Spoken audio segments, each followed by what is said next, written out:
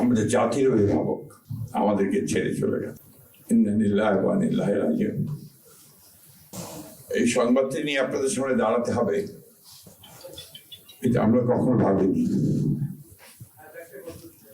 আমরা এবারও আশা করছিলাম ঠিক আগের মতোই আবারও তিনি সুস্থ হয়ে উঠবেন।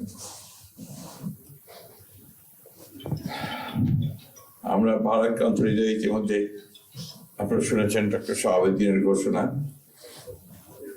আজ ভোর 6টায় আমাদের গণতন্ত্রের মা, আমাদের অভিভাবক, আমাদের জাতির অভিভাবক আমাদেরকে ছেড়ে চলে গেছে। ইন্না লিল্লাহি ওয়া ইন্না ইলাইহি রাজিউন। এই শোক, এই ক্ষতি, এটা অস্বাভাবিক, অপূরণীয়।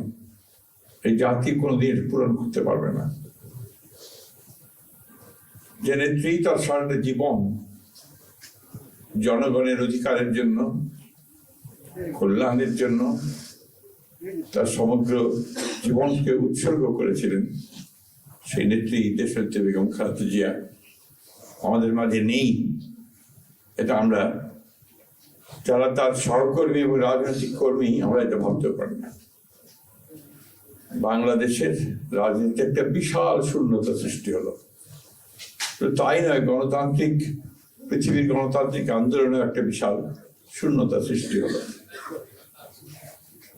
আমরা দলের পক্ষ থেকে আমাদের ভারপ্রাপ্ত চেয়ারম্যানের অনুমতিক্রমে আমরা দলের কিছু কর্মসূচি নিয়েছি।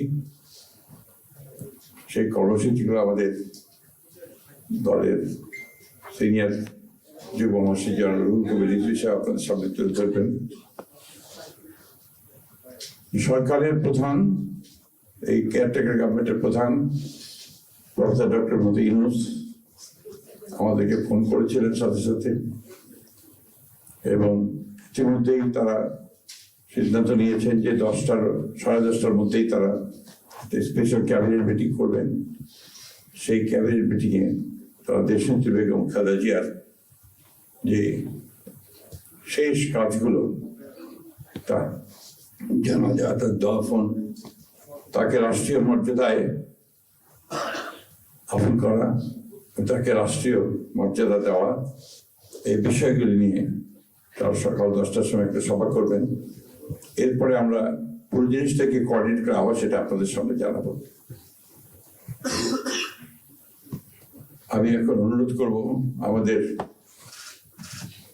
দলের সিনিয়র যুব মহাসচিব জনাব রুহুল কবির রিজভী, তিনি আপনাদের সামনে দলের কর্মসূচিটা জানাবেন। এটা হচ্ছে আপাতত এখনই নেওয়া কর্মসূচি। এরপরে আমাদের একটা স্ট্যান্ডিং কমিটি মিটিং হবে 12:30টার দিকে। সেই মিটিংয়ে আমরা আরো বিস্তারিত কর্মসূচি গ্রহণ করব, আর সরকার যে সমস্ত কর্মসূচিগুলো তার সঙ্গে কোঅর্ডিনেট আমরা করব, এবং সেই বিষয়গুলো আমরা আপনাদেরকে পরে জানাবো। ধন্যবাদ। আসসালামু আলাইকুম।